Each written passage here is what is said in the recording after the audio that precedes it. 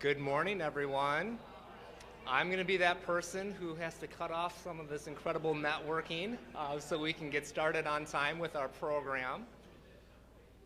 I'd like to welcome all of you to our 2024 Minnesota Energy Factsheet launch event, and wonderful to see so many members, partners, leaders joining us in person in this room. We're also being joined online by over 100 folks throughout the state of Minnesota, across the region, and across the U.S. So super thrilled to have everyone joining us here today. So as many of you know, my name is Greg Mast. I am the Executive Director of Clean Energy Economy Minnesota, and could not be more excited to have Lisa Jacobson, my colleague from the Business Council of Sustainable Energy in town from Washington, D.C. We've had the pleasure of working together for nearly a decade on the Minnesota Energy Factsheet, and this is something that we do on an annual basis, and so all of you are going to hear the latest and the greatest when it comes to energy markets, trends, and then also hear from leaders who are together with everyone here in the room and online, making clean energy move forward here in the state of Minnesota. So we're very proud to present this year's fact sheet, which really is a testament to our organization's commitment to data-driven analysis and transforming the energy markets. Especially important when we think about the requirements for our clean energy transition that have now been set into law. Very short story. I had the opportunity to be part of a sister organization, their annual conference in Michigan. It's called the Michigan Energy Innovation Business Council. We have a number of shared business members, and so while I was in Michigan last week, I was just, again, I love the fact that people are saying, wow, Minnesota is doing an incredible job when it comes to clean energy, to really moving markets, and it's this connection of business ingenuity, stable, forward-thinking policy leadership that really primes the market for jobs and investment. And being able to be in Michigan, who again, we're all peers, we like to think of the Midwest as the best place to do clean energy business. I always like to think that in Minnesota, we are being seen as a leader. So all of us should feel really proud about that. Give yourselves a hand.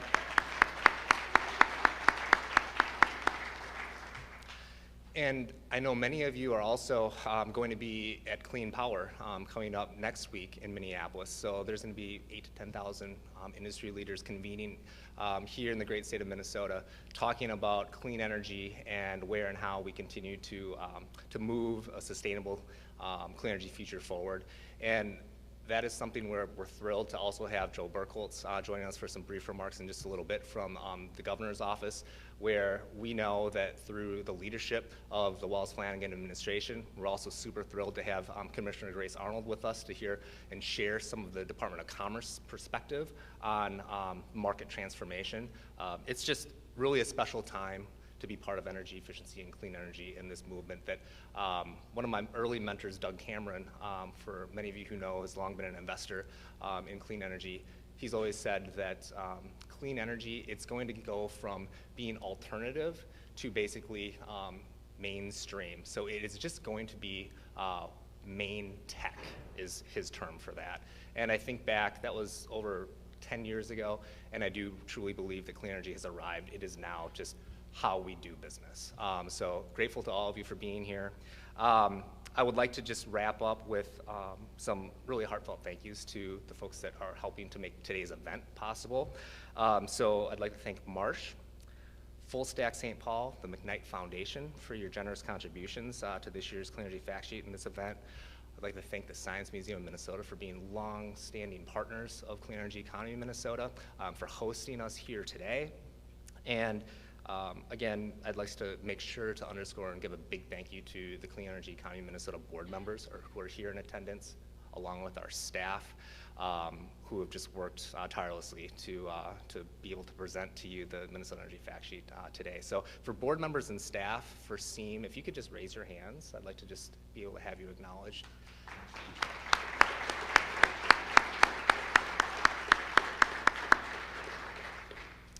All right, so I'm gonna wrap in just about 40 seconds here, but today, as we're discussing the insights and the data from this year's fact sheet, I'd invite you to reflect on how each statistic and each piece of data underscores Minnesota's role and your role as a clean energy leader. We're not just participants in this transition. Together, we are shaping the energy contours of tomorrow that will drive the transformation of our energy system moving forward. So with that, I'm going to close and just give you a preview. So I'm going to hand it off now to Jess Tarrant, who's Vice President of Marsh, to say some words. And Marsh is our lead event sponsor for today. And then Jess is going to be followed by Joe Burkholz, who is the policy advisor with the Walls-Flanagan administration. And then we will be able to hear from Pat Hamilton from the Science Museum of Minnesota to talk a little bit more about the Science Museum of Minnesota's commitment to clean energy and all the work that they have been doing for many years and the work that's ahead. So again, lastly, thank you to our partners at Business Council for Sustainable Energy. And with that, Jess, I welcome you to the podium.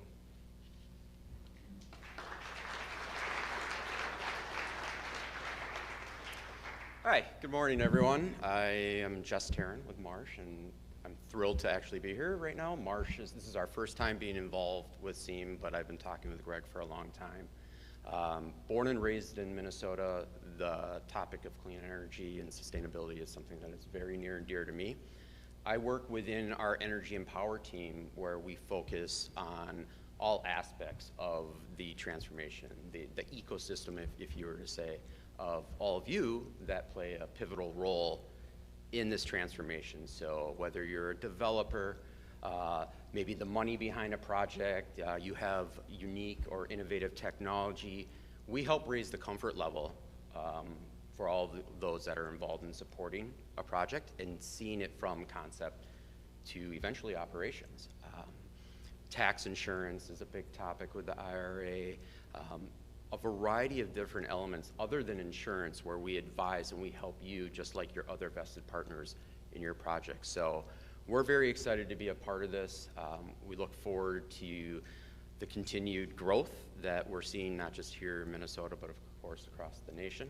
And I wish you all luck in your endeavors. This is an exciting time, so please reach out if there's anything that we can ever do to help. Thank you.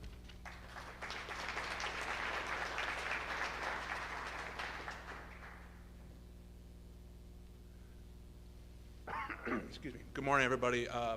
Thanks, Greg, for the introduction. My name is Joe Burkholz. I'm a policy advisor in the Walls-Flanagan administration. I cover environmental issues as well as energy issues, climate issues, and several other things that don't take up as much time. Just here to provide some brief overview of the administration's priorities during this legislative session, as well as a brief reflection on, obviously, the last year, including the legislative session of 2023.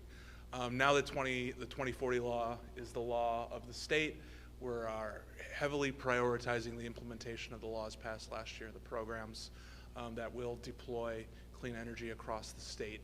But that's by obviously pushing for legislation such as permitting reform, and we're looking forward to seeing some legislation at the end of the day that we'll be able to sign into law, and really encouraged by the work that our state agencies are doing around that, the legislature is doing around that, stakeholders are doing around that.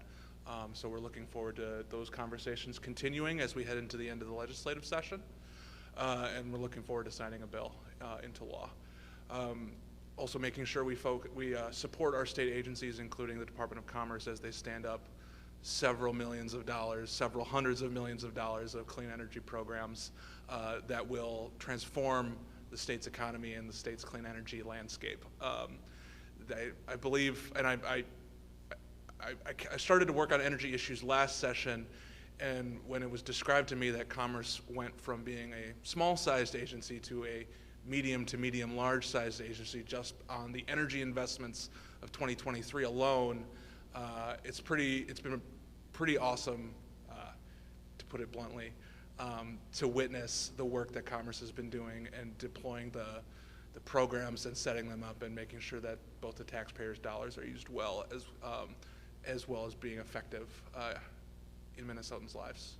So again, really good to be with you. Thanks, Greg, for the invitation, and SEAM for all the work that you do, partnering with the state, supporting the administration, and looking forward to seeing so many of you probably next week at Clean Power. Thank you.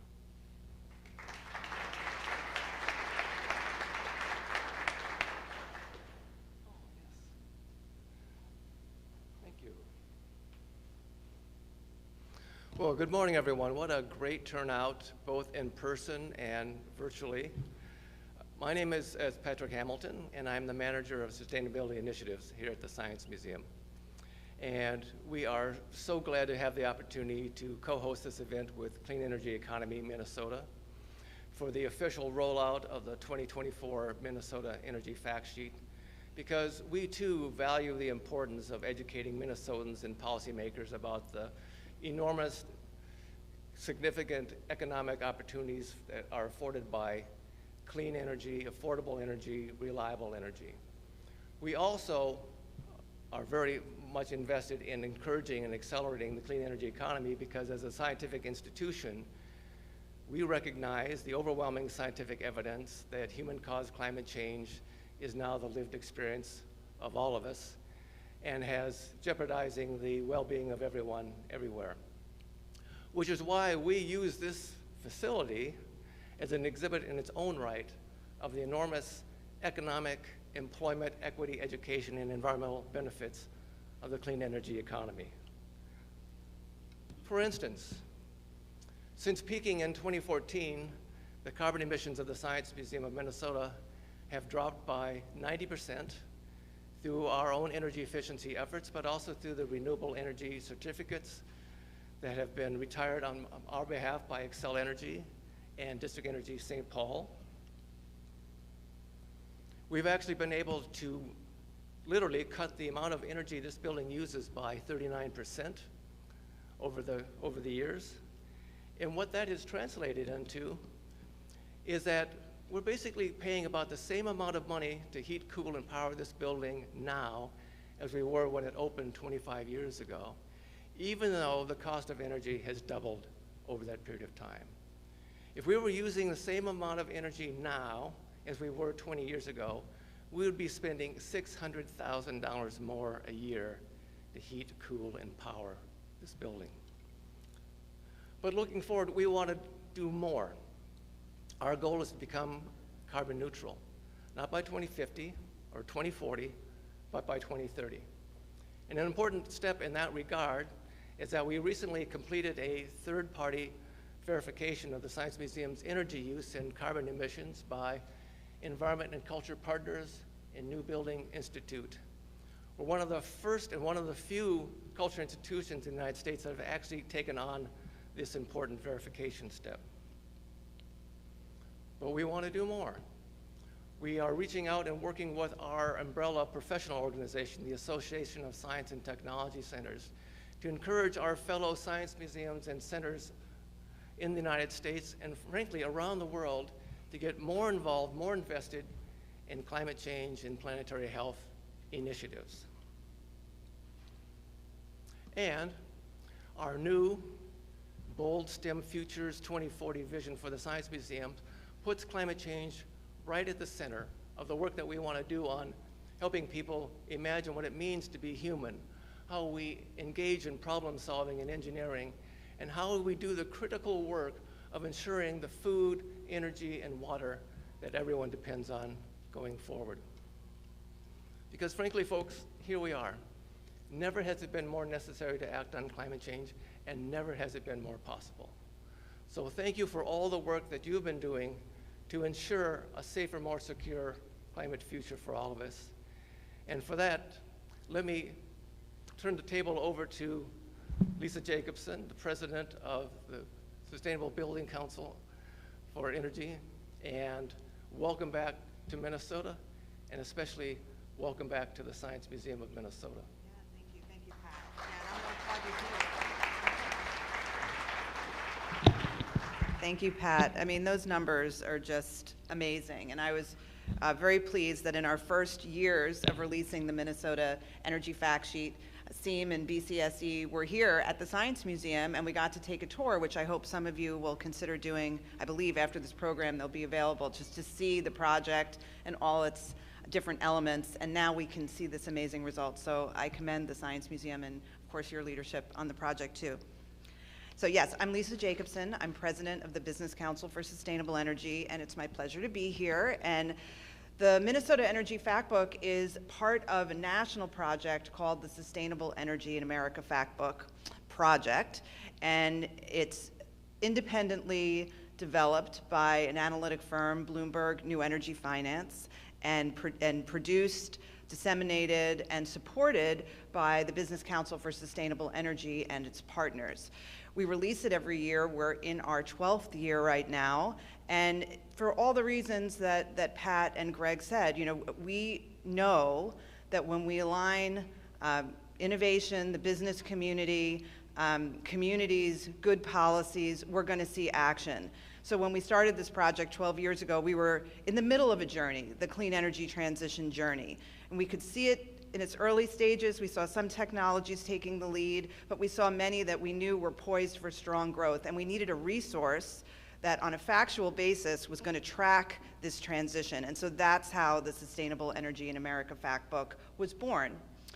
And it is a compilation of facts very similar to the Minnesota Energy Factsheet.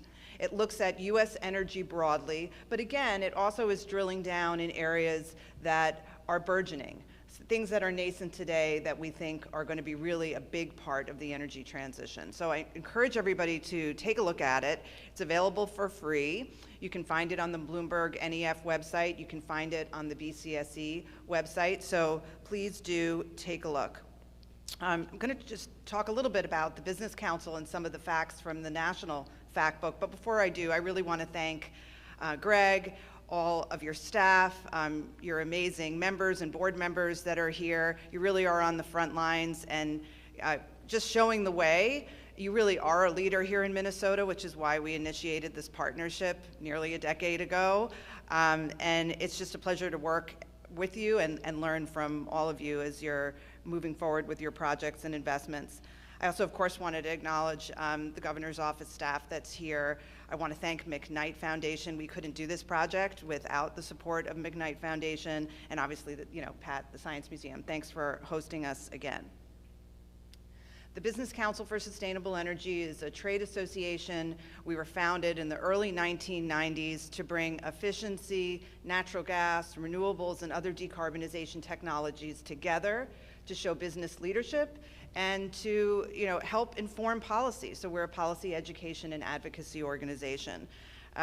We have a number of overlapping members with SEAM, and again, this is just a really strong and enduring partnership.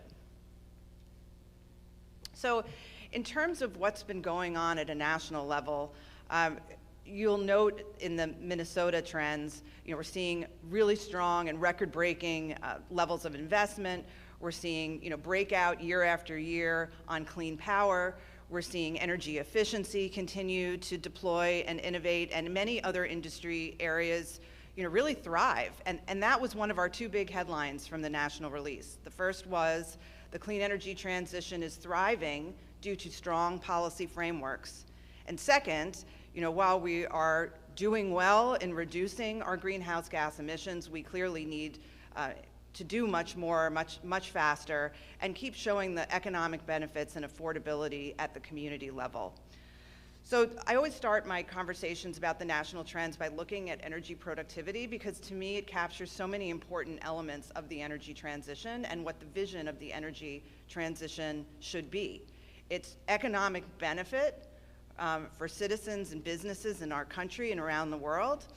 And it's showing that we have technologies that are available today that can get us the emissions reductions and efficiency in our energy systems that we need. So energy productivity is really looking at GDP, so growing our economy, and it's looking at energy consumption over time.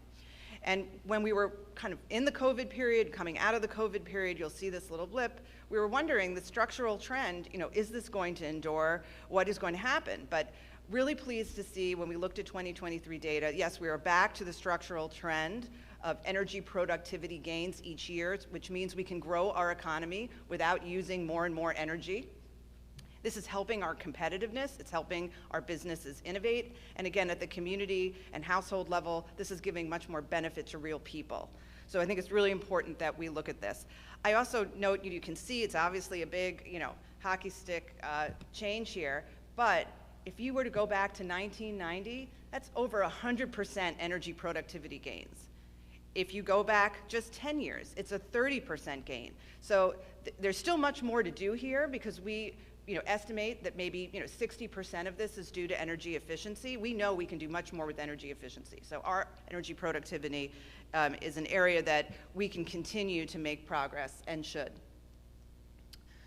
In terms of the changes in our energy mix at a national level, we're going to talk about this at a Minnesota and regional level in a few minutes, but we're continuing to see these record-breaking years for renewable energy, both in terms of output and proportional contributions to our energy mix. So if you look at renewable energy up on the national chart here, you can see that we continued to expand that blue bar. We were at 23% of the electricity mix at the end of 2023.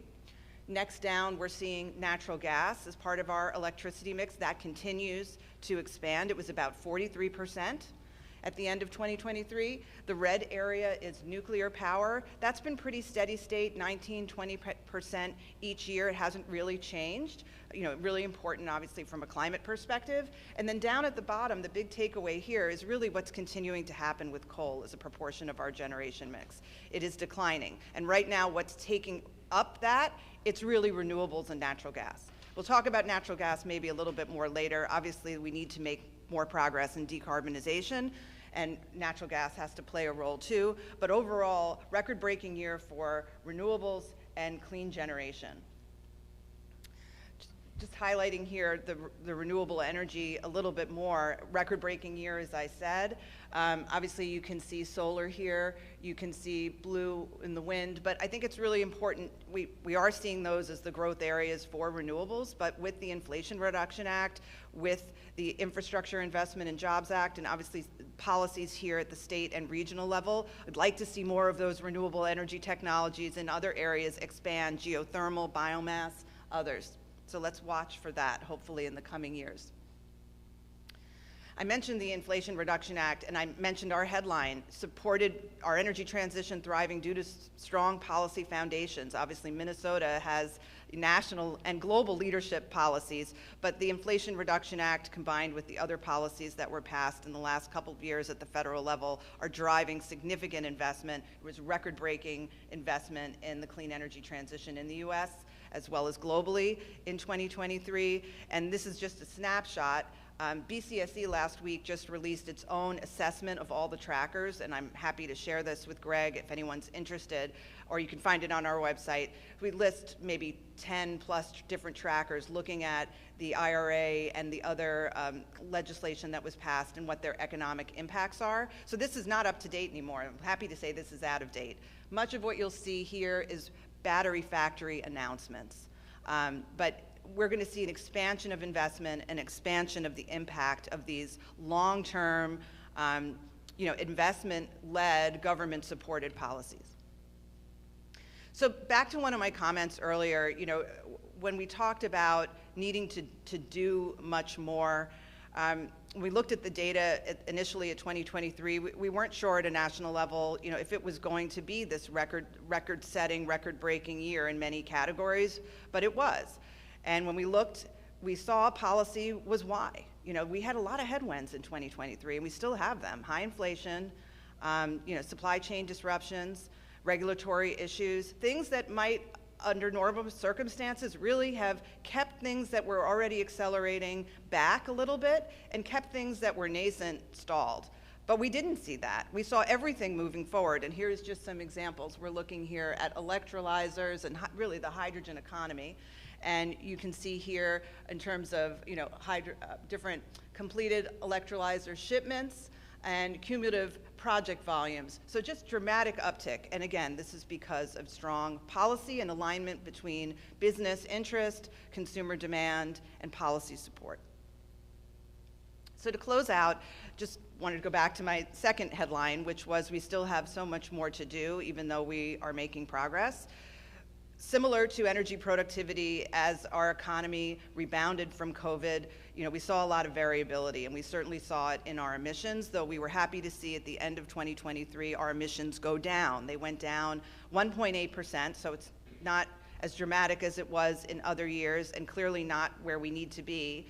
In fact, if we're going to meet our national goals of, say, 50%, of emissions reductions economy-wide by 2035, we would need to reduce our emissions, say, 6% each year. That's this year, 2024, and next year, 2025, and probably beyond. So we are not on that track, at least at this point in the year. We still have months left, so we're going to get going. But you know, the important thing to say is that where we have had historically strong alignment has been in the power sector and to some degree the transportation sector. And the power sector is really continuing to make significant contributions, over 40% emissions reductions since 2005. So another positive thing on our current emissions trend is that it wasn't, other than COVID, you'd have to go back to 1987 to see our emissions economy-wide as low as they are now. But that is only 16% below 2005 levels. So as I said, we've got a lot of work to do, but coming here gives me a lot of optimism. And again, I really am here to learn. So thank you so much, SEAM, for all the work you do, and thanks for the opportunity to share some of the national trends with your audience.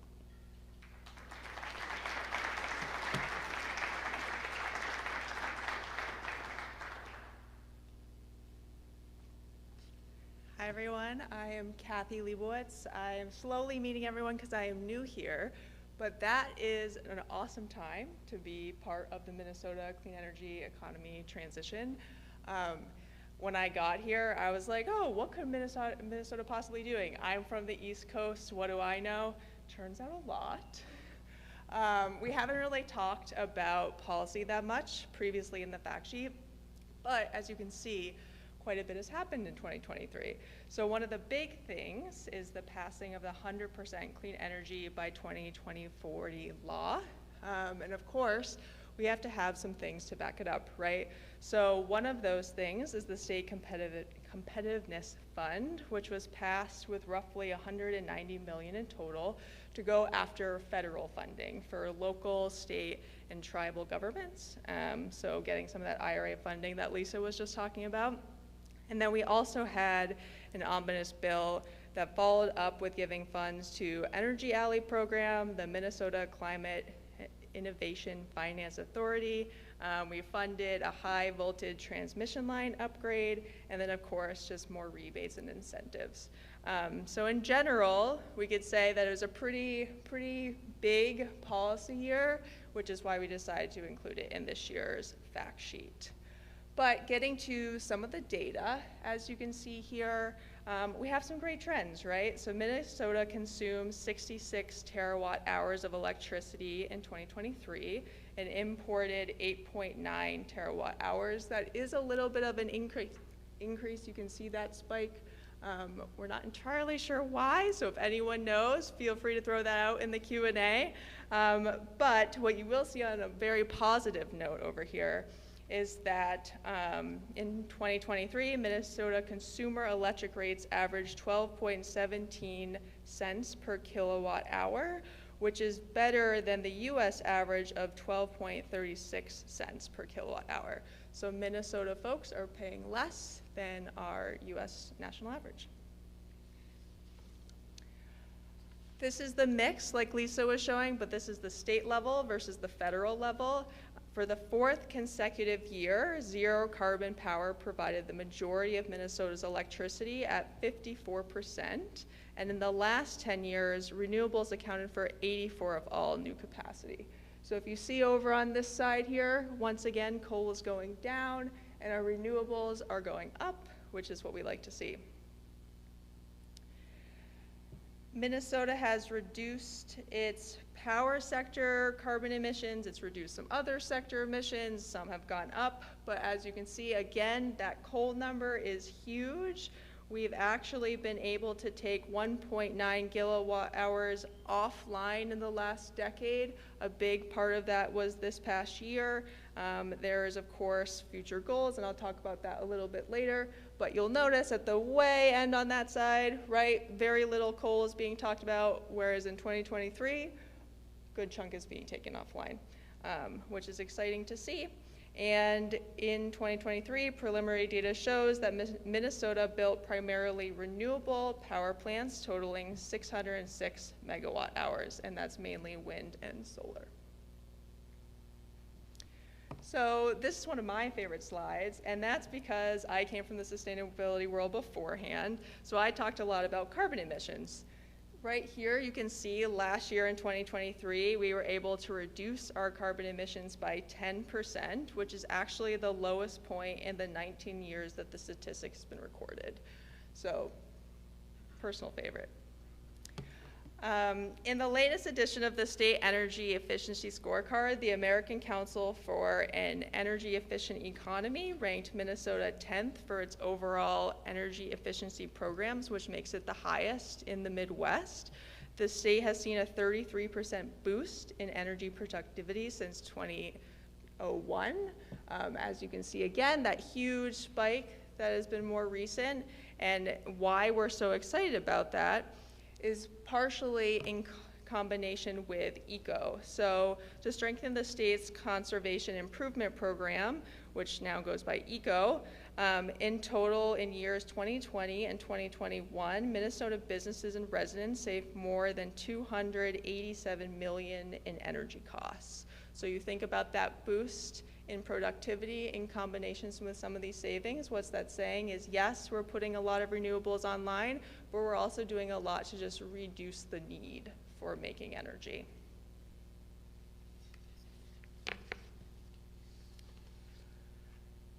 All right, and then Minnesota has 6.8 gigawatts of total renewable capacity, which is double what it was just a decade ago, and leading by example, Xcel Energy began the retirement of its over 2 gigawatt coal plant in Becker, Minnesota in December 2023.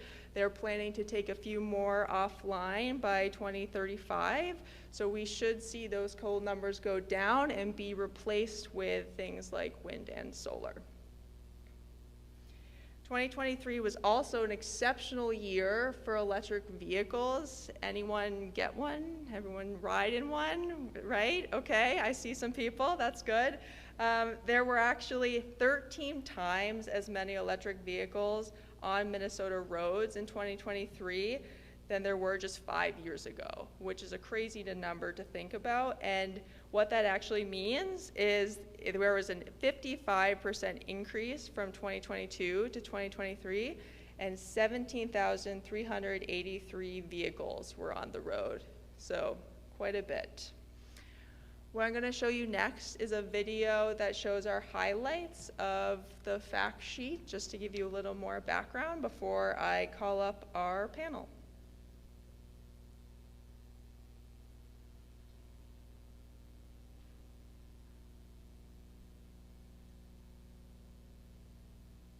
Real time, and how the transition is happening at a faster pace than the national average.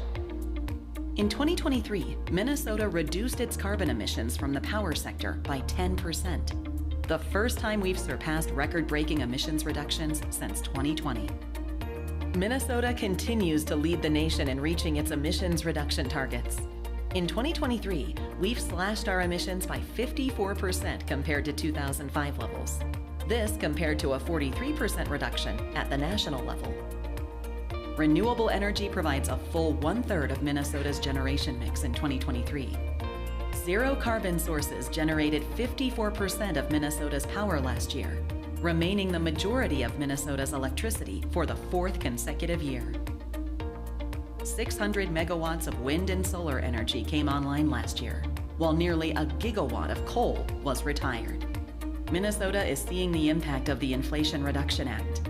Electric vehicle registrations saw a big boost in 2023, up 50% from a year earlier. For the first time, hydrogen production put Minnesota on the map. Electrolyzer shipments from Cummins contributed to a dramatic uptick in domestic hydrogen project announcements. The big picture in Minnesota shows how incentives from federal and state policies are helping speed the transition to a clean energy economy. Get all the facts about Minnesota's energy and where it's heading. Download the 2024 Minnesota Energy Factsheet today. So I'll just make a note, you should have the fact sheet on your table if you want to dig a little deeper, and everyone should also have an infographic that shares some of these graphs. So I'm going to call up Sacha Rose Phillips from the McKnight Foundation, who is going to moderate our panel. The 2024 our panelists can come on up.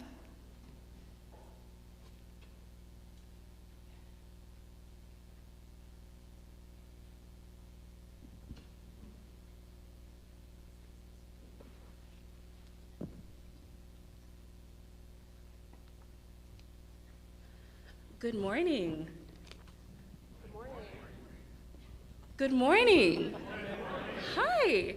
As Kathy shared, my name is Sasha Rose Phillips. I'm a program officer at McKnight Foundation, and I'm a member of our Climate and Energy team, and our Midwest Climate and Energy team. As we like to tell people across the country, Midwest is best. And you should know how we feel about Minnesota, given that it's our backyard. This is where we are, it's where we're based. I have the distinct privilege and pleasure of moderating this morning's panel, and we're quite fortunate today to be joined by 4 leaders across industry and government who are gonna help us fully digest some of the findings highlighted this morning. And they're really gonna help us see the additional context, some of the lived realities behind these numbers. So we have Andy Kim, president of EVS Incorporated. Hi, Andy. Hello. Ken Smith, president and CEO of District Energy. Stacy Demmer, Vice President at LHB, and we also have Commissioner Grace Arnold of the Minnesota Department of Commerce. Okay, we're gonna start with about 15 to 18 minutes of questions up here, and then we're gonna wrap with about 8 to 10 minutes of questions from you, our audience. And if you are online, I'd invite you, as you're listening and digesting what's being said here, please just drop your questions in the chat or your comments in the chat. So I want to start off by reminding us where we are in what is really a 10-year national exercise, right? So we're in year 3 of the implementation of the Infrastructure Investments and Jobs Act. We are in year 2 of the implementation of the Inflation Reduction Act. And it's been almost a year since we passed Minnesota's 100% clean electricity law, and so many of you in this room were critical to that success. Can you share some of the challenges and successes of implementation at both the federal and state levels? And how have your respective organizations had to recalibrate to take full advantage of this moment? Who wants to start? Do you want to go ahead, Stacy? We'll see. Do I have to turn this on, or is it working? It's working. I think it's working. You know, I work in the building and site sector primarily. I work for LHB, so we're an architecture and engineering firm. So often we're kind of representing the end energy users quite often. One of the things that we've really focused on is efficiency. I think seeing this fact sheet and seeing how the power sector is decarbonizing validates what we're doing in terms of our role in reducing the energy that we need to produce. You know, we're having a hard time keeping up with all the opportunities for funding and grants. You know, I think I get an email every week from the Minnesota Department of Commerce on different opportunities that are available. So it's a little bit of a mind shift for us, coming from a heads down, kind of work on our projects mindset to kind of being aware and making sure that we can be the connectors and we're connecting our clients to all of these fantastic opportunities. Thanks, Stacey. So the volume and speed continues to be a challenge, but yeah, go ahead. So at the department, we, I was thinking back this morning when I started, none of this was on anyone's radar, I don't think. And then we had 2021, which was the biggest biggest energy session since 2007. And then 2023, which was like at least 10 times bigger. And so we've like fully restructured our team. We've realigned a lot of our work. We've hired almost 50 people in our team. Some of that is core support services that sort of, you know, help with the team.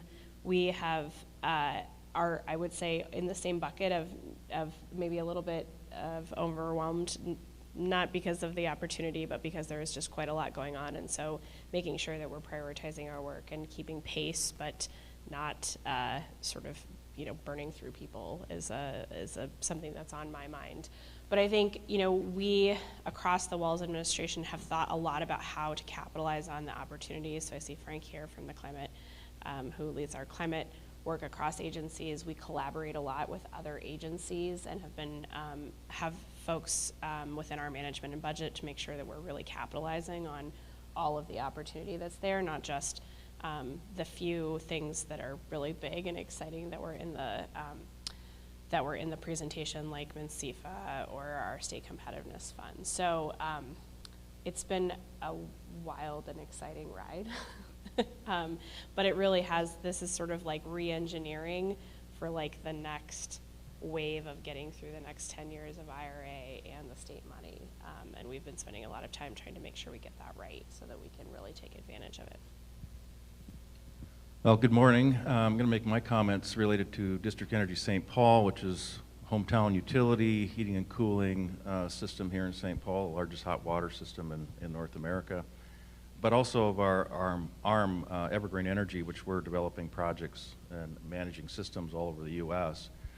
The Inflation Reduction Act has been a game changer in our industry. That's been a significant amount of activity. In some cases, projects that were thought of maybe in the future you could move forward, now all of a sudden are able to move forward. And so systems, district energy systems, campus energy systems, community energy systems are able to move forward in decarbonization of whether it's existing or new developments are occurring quite rapidly. Some of the challenges with it is, you know, the law gets passed, but then the rules need to come out and the definitions and what can you do. And so a lot of people have been looking at that, and there's not like multiple examples that you can point to of how projects have moved forward. And so part of it is some of the projects you're cutting from whole cloth. You're trying to understand how can I apply this new policy in place, these new funding mechanisms in place, and getting the best guidance that you possibly can. There's also some gaps in the legislation that was done. So for example, geothermal, lots of opportunity around geothermal and heat pumps, but things like heat recovery from wastewater, for example, or those kinds of technologies, those are great opportunities, but they're not necessarily well defined in the current Inflation Reduction Act. So we're very bullish. We, much like Stacy, we're getting calls constantly about, it could be a small site with a few buildings, or it could be in a community, or it could be a project like the Heights that all of a sudden can now move forward because of the Inflation Reduction Act, and then here locally with the action that's been taken by the legislature, MNCEFA, that's been mentioned already. You know, we together with the St. Paul Port Authority and others will be able to move the Heights forward using MNCEFA, which is a tremendous tool that the state has. So we're very bullish, lots of opportunity, particularly in the building space, and we see a very bright future utilizing Inflation Reduction Act. Good morning, Andy Kim with EVS. So EVS, we're an engineering firm. We specialize in solar storage and substations.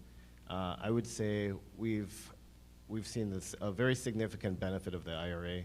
To give you an example, 10 years ago when we decided to get into solar, we were actually renewables. We were about 30 people, but in the last just a few years, we've been growing about 30% because we know there's this long-term path in this industry to grow.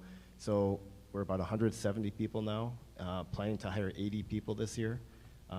And as a business owner, I don't think we could have that confidence and budget that if we didn't know there was a long-term path, which fortunately the IRA provides. So we have a lot of clients that are also very bullish and optimistic about where we're going. And I think we're probably just one of many stories of clean energy businesses that see this opportunity and are really taking advantage of it and growing. Thank you. So in addition to the market for EVs, there are also some other segments where we're seeing considerable growth, right, and movement. The fact sheet talks about the fact that Minnesota-based Cummins dramatically increased electrolyzer shipments in 2023, supplying almost 6% of the nation's demand.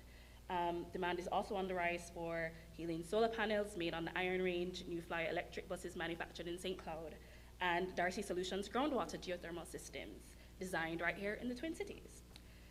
So how do we continue to make Minnesota more competitive and attractive for clean energy businesses? And are there untapped or often unrecognized market advantages about, you know, doing this kind of work and engagement in Minnesota? You want to go ahead? All right.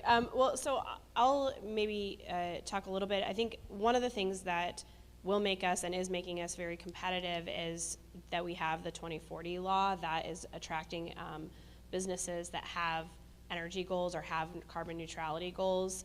They then want to come here because they know that the electricity that they use to power their production or their data center or whatever it is will be carbon free, and I think that's great. I think we've also done a good job between having private and public financing tools and having a suite of those available so that we sort of have the right tool for the job. So we have MNCEFA, we have the State Competitiveness Fund that has capacity building, but it also has direct financing, and it's tooled so that there are kind of two prongs to it. One is more for IRA and one is more for IIJA. And then there's all the private sector financing that's available. We've had tax credits like the Sustainable Aviation Fuel tax credit is something that was passed last year. So we've been trying to think about having an ecosystem from the government side that supports the variety of kinds of either boost that a project needs, like with the Heights and MNCEFA, or sort of get out of our way and have an incentive or push it and let the private sector sort of do it like via a tax mechanism. So we're thinking a lot about how to make sure that the structure you all are working in is sort of maximal and is flexible so that there are lots of different kinds of things that can happen. I think we'll see, like a million flowers blooming, and that's super cool. And we want to make sure that all of them can, so that's sort of where we're thinking on the government side. I'll play off of that. We do have an ecosystem in Minnesota. There's a lot of companies that are involved in energy. There's startups. We now have organizations like Grid Catalyst, and we have a number of really good things happening in Minnesota. And I think it's incumbent upon all of us who've been involved in energy for a while to make time for those that are interested, that want to bring businesses in, they wanted to bring new technologies in. And so I think being open to talking with and connecting people is really, really important at this time. We have not only federal tools, we have state tools, and we had a lot of movement in the country, but in Minnesota in particular. And you have countries that are very interested in what's going on in the United States, and particularly other Nordic countries and Germany. They're very interested in coming into the U.S. They see Minnesota as some place where they can do business and then reach the rest of the country. And so I think that's another possibility. And I think another really important thing we need to do as a state is, and using a hockey term, skate to where the puck is going to be.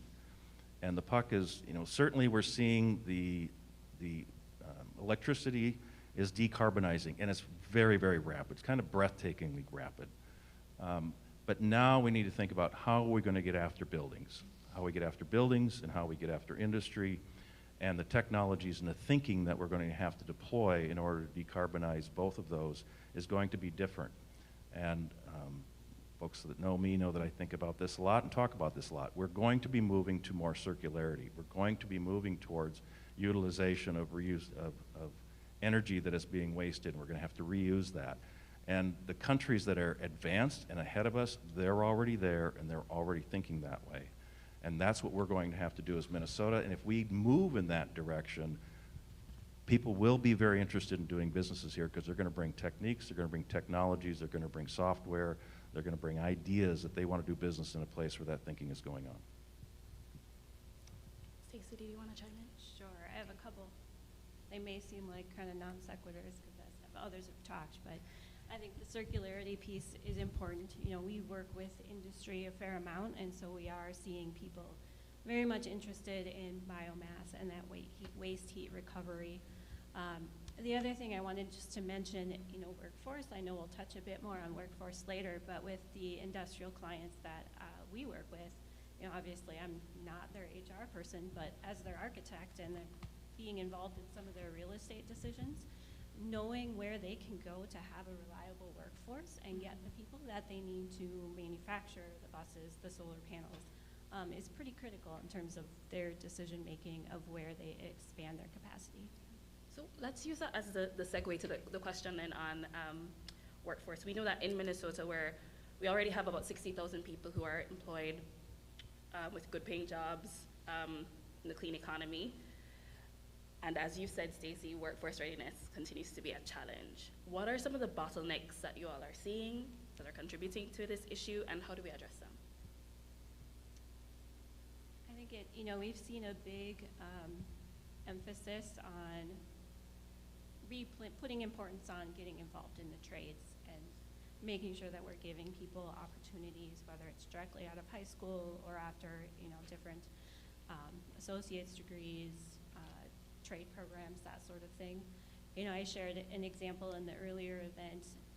We have seen such an increase in geothermal interest after the IRA, and it has basically changed the equation and making zero carbon buildings completely feasible.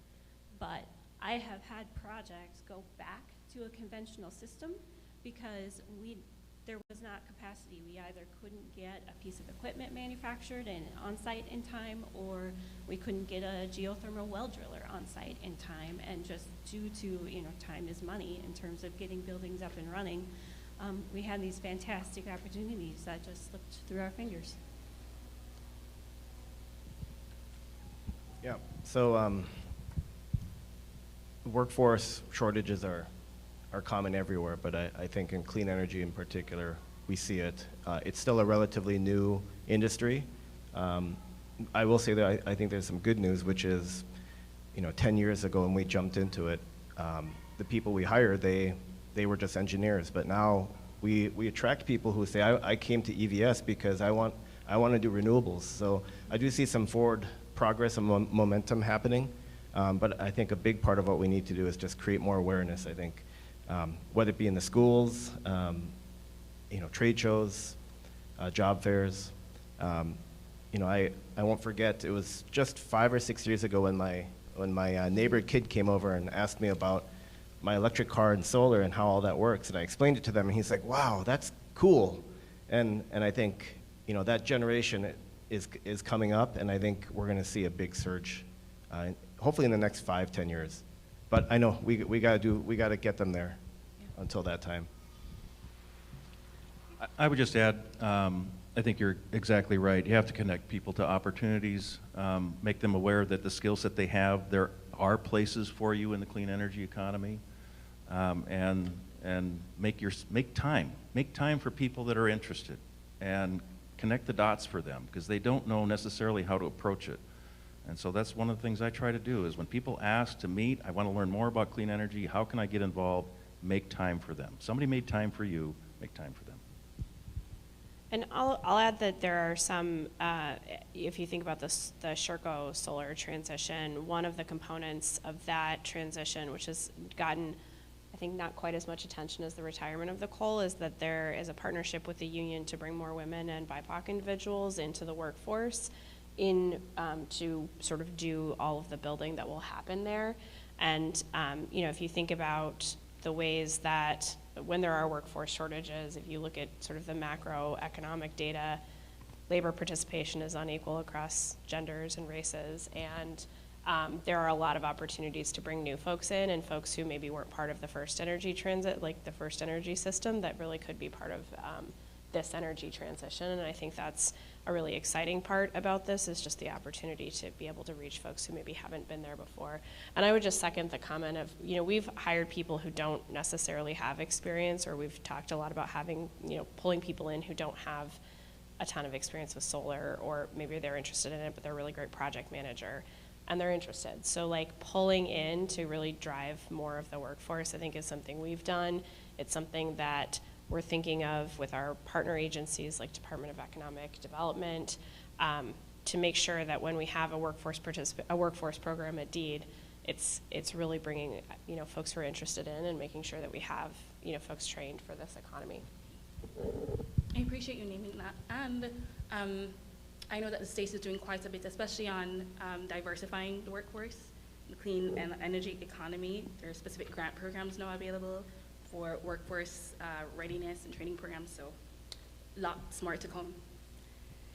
We are running short on time, and I know we've just scratched the surface. We haven't really gotten too far in, but I want to pose one last question before turning it to our audience. And Ken, I think you kind of answered this question already, just a little bit.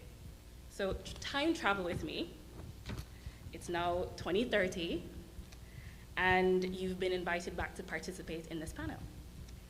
What exciting new development will we be talking about? What wins do you hope Minnesota would have secured by then? So we talked a little bit about circularity, right? Some more advancements in that arena. What else are you excited to see? Yeah, circularity I think is really big. And, you know, for me in the building industry, you know, we've been chipping away at efficiency for a while, but we are really starting to advance the discussion on embodied carbon as well. So that kind of ties back to that circularity and what we can manufacture here. You know, I'm really interested in, you know, battery storage technology and, you know, what kind of new battery technologies might be on their horizon. And maybe that's because I don't know as much as Andy about that right now, but when I'm, you know, working on projects and kind of looking with clients at what is the future, that is one of the big questions they have, you know, and how can we, you know, how are we using our EV infrastructure and kind of that microgrid aspect of things. So those are things that kind of keep coming up for me, which for some is maybe not new, but I think for the general public, that's where they see the future. So we have one client in particular that requires that 100% of their solar projects are battery storage ready. So I expect by 2030 we will see battery storage be prevalent. And that same kid I was talking about, maybe when his little brother or sister comes over, the next question will be, oh, what is that on your wall? What is that battery storage? Because right now it's a little bit too expensive for the average homeowner to have, but I think by 2030, we're all going to have it. So. Right. Andy called it. Let's see. So I've mentioned circularity, and I think that'll be a big part of it. So that's more technique than it is technology. Just be a level of integration that's going to be significant. So I would pay attention to that. The technology that I'm very curious, but also I think is going to play a major role, and that's AI. We're going to have an energy system that is largely variable sources and users that are largely variable, and storage is going to play a role. But we're talking about systems that our human minds are not going to be able to control the way we do today. And so I think AI is going to play a major role.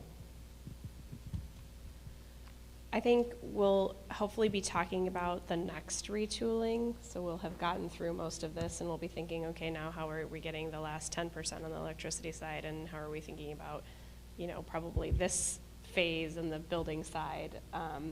And I think, you know, my hope is that we have done all of the work that we're all doing in a way that's really engaging communities, and particularly communities that haven't been engaged with, so that there's, you know, everyone can feel like they are part of the new economy. And I think that will be both sort of paying dividends because it's continued business and because it's continued, you know, demand for products, but also pays dividends, you know, from inclusion and you know, a social perspective. And so that I hope we're celebrating a lot of those successes, and then I hope we're getting like super nerdy on some new technologies that we might, you know, are in incubation stage, and then that we're kind of figuring out how we get through the last bit of the electrical sector and are thinking about, you know, the next, like the real, like kind of scale phase of, you know, circularity or building decarbonization, or, you know, some of the other transportation. Okay. So lots more to come, lots on the horizon. With that being said, are there any questions? We have a floating or roaming mic. Oh, we have a hand here in the middle.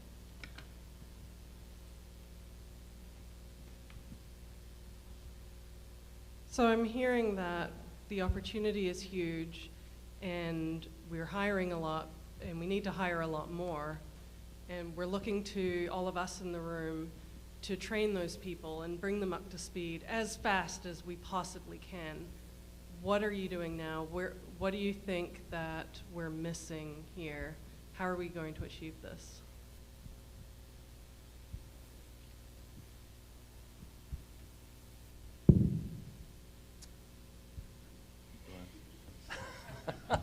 I'll take a quick answer on the engineering side.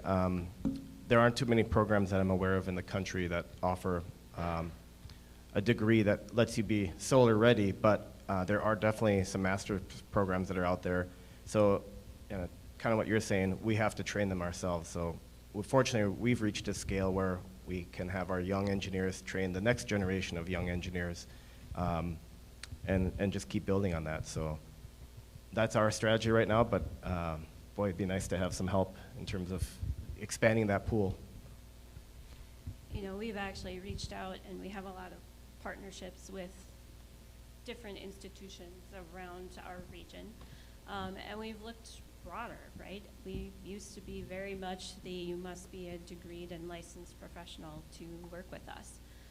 But we've expanded and we've realized that we can bring people in and, like you said, kind of train them on the job. And we've looked at alternative sources to find people, you know, whether it's Dunwoody or we've created some new connections with tech colleges up in North Dakota. So there's different ways, you know, on the professional side. You know, I can't speak so much for the manufacturing side, but it's being there and it's keeping your head up, and competition for talent is very, very strong. And the state has a number of workforce development programs. These largely reside in deeds, so they're in a sister agency. You know, we've been trying to be mindful of when we bring something as the department, we're pairing it with a workforce component because we recognize. So we had a big investment in our weatherization program, and that's paired with a workforce component. So, you know, we want to make sure that we can do that. We've done similar things sort of, you know, administration-wide. We've reduced the number of jobs that require degrees. You know, we've sort of worked on that ourselves, and I think that is really exciting, especially in some of the, you know, the more technical fields where you do need engineers, but you also need people who, like, are engineering adjacent and don't have to be an engineer and can, you know, get the technical side and jam with it and then, you know, really get to be a productive member of your team. And so I think doing all of those things, you know, I mean, like if you look at voting patterns, for example, like younger people are very interested. I mean, older people are, like, it's across the age spectrum, but climate and sort of having a clean energy or a clean economy is really important. And there are a lot of people who seek value in like a sort of existential value in the work they do and find those and find the right place for them. And I think there's a ton of opportunity there. I mean, we've also on a grassroots level have engaged with elementary schools and high schools. You know, there are STEM programs and different organizations through ACEC and, you know, architecture in the schools that it's so important for us to get in front of people. You know, we get involved in the science fairs, and it's that piece of being visible. And, you know, like you said, from an equity standpoint, so many of these kids don't see architects and engineers as women or people of color, and it's maximizing our workforce in that way. Appreciate you naming that. And also I think it's important to remember that those actors then, unlikely actors then become our most powerful messengers, right? And our most convincing messengers. So any other questions? So this is a question for Ken, and builds off your kind of visionary comment about we need to connect with organizations in Europe or outside the U.S. as we bring new technology in. And so the question would be, any ideas how that would be accomplished? What steps do we need to take to make those linkages?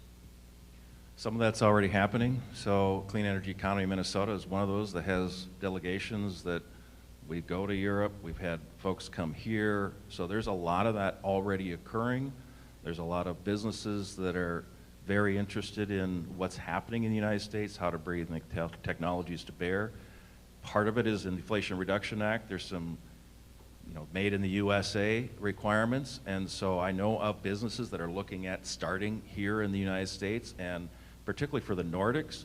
And in Germany, I would say they see Minnesota as a place that's, you know, there's some affinity there, there's some connectivity there.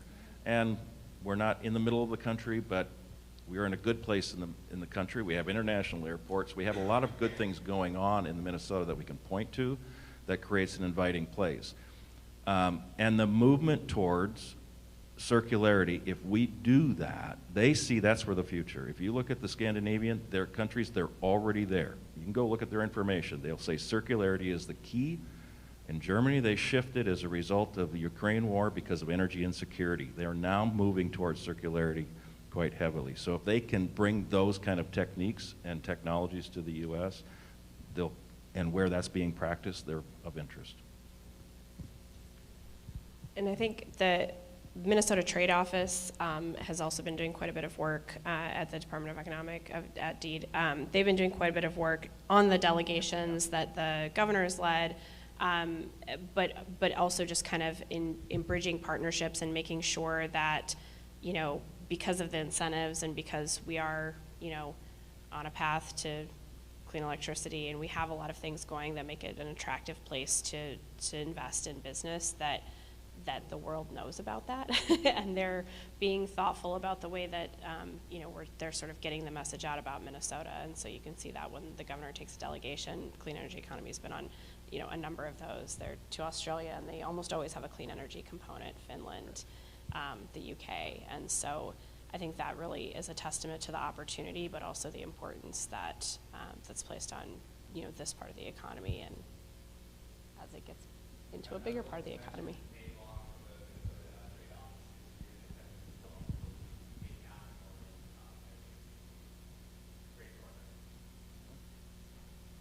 Okay, I think we have one more. Hey, thank you. Probably a question more for Grace than anyone else, so apologies for that. But just reading on the fact sheet that Minnesota leads the US overall with like nuclear percentage of use. This is a long-range plan, right? 2040 is quite a few years off, but these things do take time. Curious if there's any kind of update from the small modular reactor kind of usage potentially in the state of Minnesota. Yeah, so it's something we're looking at. I think there's a bill that's in the Senate right now that would do a study on advanced nuclear. I think, you know, we have to be mindful of, you know, the existing nuclear ecosystem, and I think in particular the history that Prairie Island has, and I think that's really important to be mindful of that, but it's also, so you know, we have to sort of know that going in, but I think you know, looking at that study is something, you know, the governor's expressed some interest in doing, and we'll see if it can get across the finish line this year, but that's, I would say, a first step, and then to try to figure out where it, you know, where that might fit.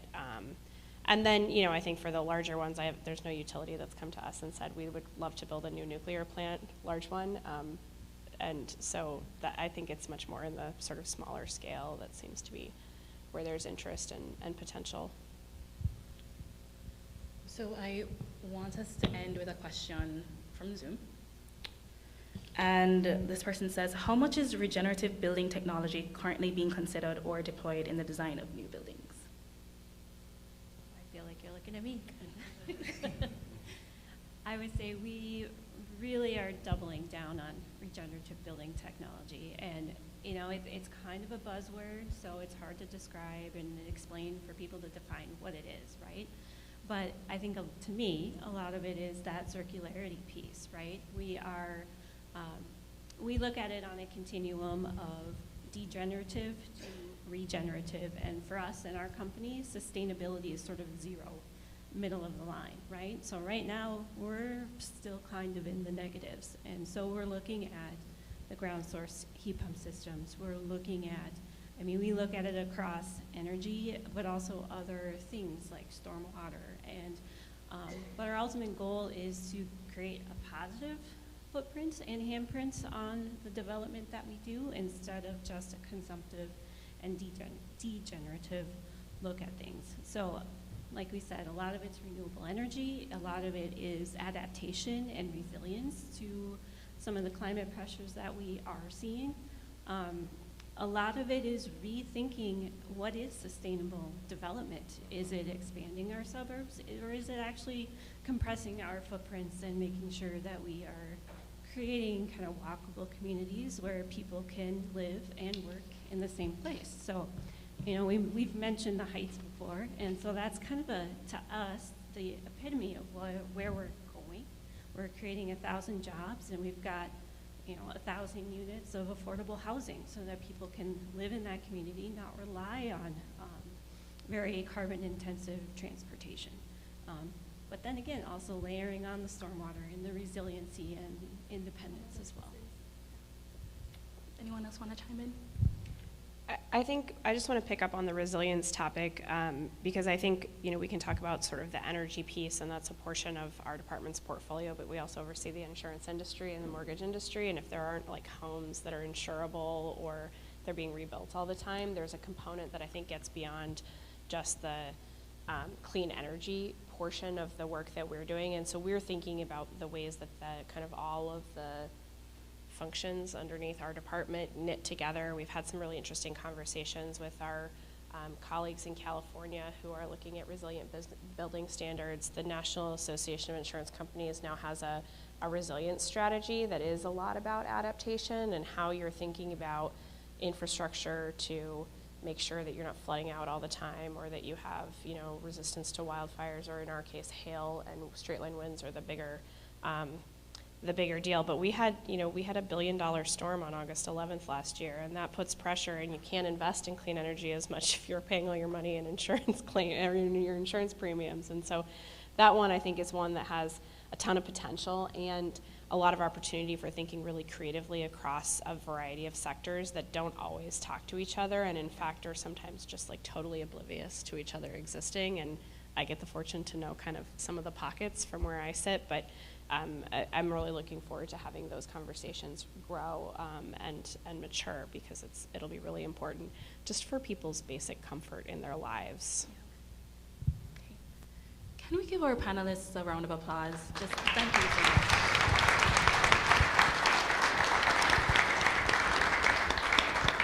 And thanks to our audience for lending us your time and your attention, and I'm going to hand it back over to the SEAM team.